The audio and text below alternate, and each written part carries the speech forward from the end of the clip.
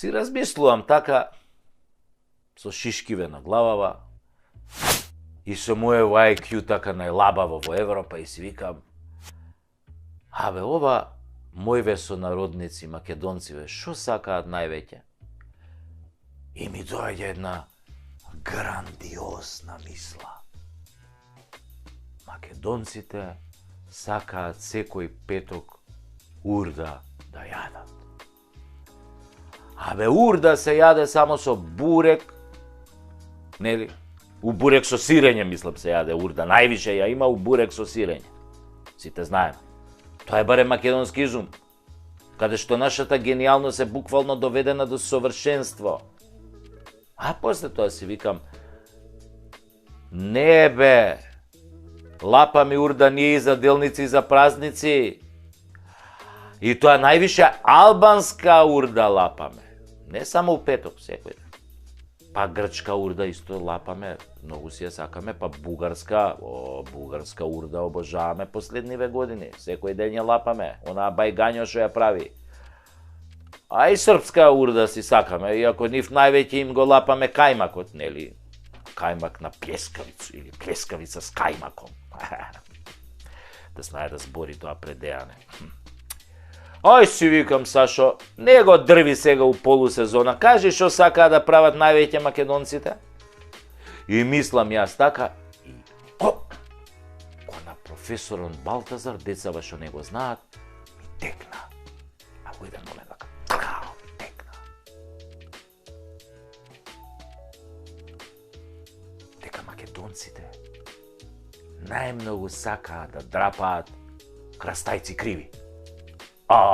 Шубо кажано. Ајбе, не драпај крастајци криви. Ама, додуше нашиве знаат да драпаат и колчишта. Од оние големине колчишта што се ставаат на расат на скопскиот патлиџан јабучар. И мео и сакаат да драпаат македонциве. Ајбе, ој, драпај си го мео. Ама ова со мевоите има и логика. Сте виделе во Љубаништа, во Кампон, оние дебели недомаќини, која ќе си го истаат меот и со едната рака си пијат од тоа ладното скопско, а со другата рака си го драпаат мео. Само ќе направи.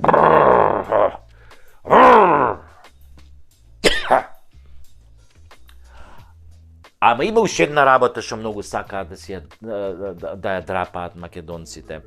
Сакаат многу да си ги драпаат јајцата. Нели? И така останало од памти век. Од старите уште останало. Абе, не драпај јајца. Или овие у прилепке кажа. Абе, не драпај мадина. Абре, македончеве. Абе, ти си за глупости махер, бе. Само да се јадело гомна. Чекай. Така е. Абре, македонецот сака многу и да јај лајна, да, бе, и да не јаде сака. Значи имаме две варијанти кај нас. Една хранлива и една диетална. Значи имаме, да кажеме, јади гомна, бе, селјак. Тоа е првата. А втората е, абе, не јади гомна. Тоа е оваа диеталната варијанта, што ја користиме често. И да знаете дека е диетална, да. Од македонецот излегла изреката пун си со памет ко говно со витамини. Тоа исто од македонците излегло, многу мудар народ сме, со IQ, неко овој талатан што ние стварно имаме IQ, бе, ко Тесла. Значи, сето ова е базирано на научни сознанија. Тоа не јади гомна у превод на скопски значи дека многу кењаш, многу збориш, бе, брат, ај не јади гомна. Збориш и тоа што треба и тоа што не треба. Знаеш се за секого, оговараш, напросто сереш, бе, сереш. Оттаму дошла и онаа другата македонска, многу сереш, бе, брат. Што не се однесува, нели, на твојот капацитет да ја напуниш веќе шолјата, ама на твојот капацитет на устата, со која можеш да направиш 10 пати поголеми срања од што можеш со газот. Сепак, газот, како една естетика, ние македонците го користиме и за некои други работи. Например, кај нас храброста се мери по тоа колку имаме грз за некоја работа, колку ни стиска, колку можеме да издржиме некој која ќе не напучи, а ние храбро да загинеме за тие идеали напучени на ограда на онде, напучени. Сигурно ја знаете онаа храбра приказна кога дедо му раскажува на внукот колку бил храбар како партизан кога го заробиле германците. Германци си прашале, ако кажете каде се кријат вашите соборци, само ќе ве силуваме. Ама ако не кажете, ќе ве стреламе.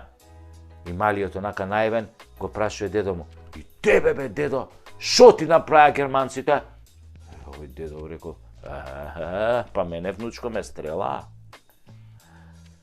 Гордо одговорил партизанот и така стрелан добил борешка пензија откако го истрелале 2-3 пути, онака темелно го стрелале, значи тоа германците кога стрелале, темелно стрелале, тоа неколку пати те стрелаат, да. И после овој си добил овој боречка пензија, стан, викендица, партиско членство, милион други бенефити, а сега синовите негови внуците му се најголеми транзицијски богаташи и хохштаплери. Македонската црвена буржуазија. Генетскиот материјал кај македонците е најпреносливиот материјал. Ние сме така создадени. Ако дедото е доктор и синот е доктор и внукот е доктор. И правнукот е доктор. Не мора бедни да студираат.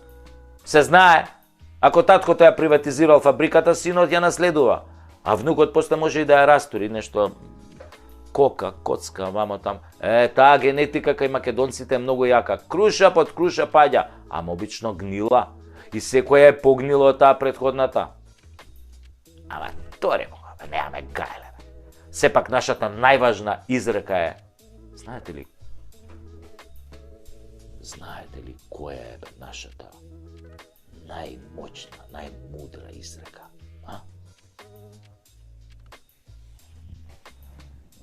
Шо ме боли курот, бе? И оваа изрека ја користиме за се. За држава, за политика, за крадење, за народ, за деца, за жена, за балдаска, за дедо, за швалерка, за баба, за фирма, за се што постои на светот. Шо ме боли курот, бе? Или ич не боли курот. Или имаме баш ме заболе курот. Нашиот полов орган, луѓе, е болен изгледа 24 часа 365 дена во годината со векови поред наназад. Нас нон-стоп не боли курот, за све не боли курот. А нели вела дека половиот орган е втората глава со која што размислува мажот.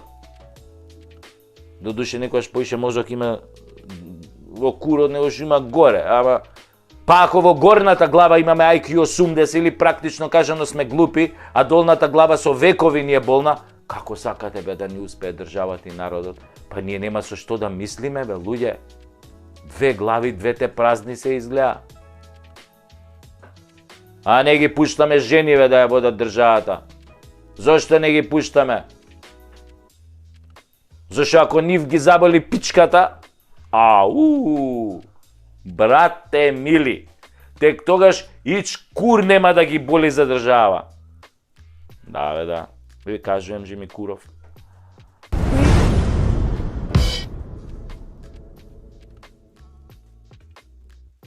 Ја слушам онаа несреќена Никола Димитров, како вели дека џабе сме го смениле името на државава, оти онака немало да сме влезеле во Европската Унија. Ало! О, Гојдо! Ќукш! Па ти требаше да мислиш на тоа, да направиш анализа, да пресметаш добри и слаби страни, да видиш како ви се однесувале низ историјата тие со кои што преговаравте и менувавте име, па тогаш да донесете одлука. Нели си дипломат, мајката? Како велеше татко ти? Раката да му се исуши на тој што ќе потпише. Така велеше. Ама ти потпиша. И наместо да се спротиставиш комаш на оној муртинецон, без мозок, ти ја шитна државата за стипендија на ќерка ти. Наместо ко градско дете интелектуалец да не го слушаш црпнатиот предавник од Муртино, туку да го разоткриеш, ти удри по својата држава со него. И сега се посипуеш со пепел, продаш басми, а него го заболе Стојко. Тој кога заспија наместо ко секој културен селјак да брои овци, он брои евра. И тоа во 3 тури. Една за него, една за Вицто, една за црквата. И сега немало да не примат во Европа, велиш. Токмак, секаде ќе не примеа да се спротивставевте. Во НАТО беше одлучено да не примат заради Русија. Ни име, ни презиме немаше да бараат стиснати до зид. Ама си викаат, кога имаме работа со будали, нека и го подудлаат малку на Грција, ке имаме зазимање од неа после. Кој сака на светов понижен квислинг по 100 пат ви кажувам? Никој не сака квислинзи, квислинзите ги презираат. Секој ги почитува луѓето од збор, на место, а не дундите кои викаат море да ја свиткаме кичмата, знаете, да даде Господ да ви остане така свиткана, како ченгели да бидете во кичмата. Ќе дае, Боже баба, ама не забрава. Секој ќе си го добие заслуженото. Знаете, карма и за бич. И тоа бич Божи. Не може да правите проклети работи, да ставате луѓе по затвори, да правите гнасоти, да осудувате шофери наместо газди и се да ви помине лесно. Шо ме боле куро, ја не сум верник, не се плашам од Господ. Кој рече дека Господ треба да враќа, бе? Не е убаво, тоа е работа на кармата. Карма ти е сосема нешто друго. Карма ти е баланс. Мора да има баланс. Не може да полните негативна предавничка енергија и да сакате да ви биде добро. Тоа ви е како клозет во кој фрлате тони хартија, бинди, влошки, коса и се што. Значи домашниот тоалет си го поганите и на крај тој ви се враќа. Се излива шолјата полна со фекалии низ целиот стан. Пливате во гомна, се давите во гомна, јадете гомна, спиете на гомна. И после пцуете. Нема пцуење без шутраци кога лајната се излеале да направат баланс. Баланс лајна, онако јогуртон исто. Така и сега до гуша сте во лајна. Пливате во лајна. Се што фативте, залајнивте, заговнивте. Не може веќе нормален човек да набројува се што не заговнивте. Се украдовте, луѓе испогинаа, хаос, се што фативте претворите во криминал, во смрт, во беда и јад. И меѓу вас, од најнискиот полтрон до највисокиот функционер, нема ниеден со доблест да каже јебига, погрешивме, се упропастивме, извинете, си одиме, одма ќе одговараме, ќе лежиме затвор. Немате доблест, се надевате пак на наредните избори во некое чудо. Во Дуј. Божијата рака на Дуј, Аллаховата рака на Дуј. Кој Марадона со она, Божијата рака, кој им го даде, кој им го брцна на британците 86-та на светско у Мексико. Така вие од Дуј се надевате. Дека со рака ќе ви дае гол и вие ќе останете на власт. Типично за кукавици. Но не сте сите такви. Го гледам пред некој ден Максим Димитриевски и вели раката да ми се исуши за некои работи што ги гласав и потпишав. Тоа е, морам да признам, прилично машко покајување. Човекот комплетно го сврта листот, се спротивстави на довчерашните другари гледајќи што прават. Секој има право да се покае доколку покајувањето е на време. И да придонесе лајната да отпловат во канализацијата. Овие де што прелеа. Не мислев буквално, таман работа, повеќе символично. Како викаат србите, пусти воду да говна оду. И за крај да ви раскажам еден виц кој деновиве се врти во градов. Оби Джуко, покрај разните катастрофи и криминали што ги направи во МВР, издаде и 200 македонски пасоши за најголемите светски криминалци, па после ги обвини обичните службеници дека тоа го направиле без негово знаење. Па некои од тие службеници завршија во Прдекана. Шие му го џура. Па сега сите тие 200 криминалци побарале од МВР групно да дојдат да се сликаат за новите пасоши по вонредна постапка. Ке си плателе по 100 евра, кога веќе пред тоа платиле дебело. Сега се чека МВР да им излезе во пресрет на овие наши гастарбајтери кои го шират добриот глас за Македонија насекаде по светот. Северна и се е можно. Инаку, моментално на HBO оди серијата Вистински детектив, 3-та сезона со Джоди Фостер. Под насловот на 3-та сезона е Ноќна земја. студено, ладно, снег, загадена вода, рудници, корумпираност, алкохол, криминал, убиства, депресија и хаос, ремек, дело. Режисер Зоран Заев. Пардон. Не, Зоран Заев е режисер у една друга таква исто мрачна серија.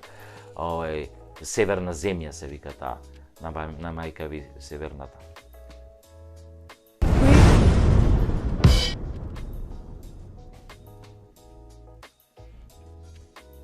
Само да ви кажам,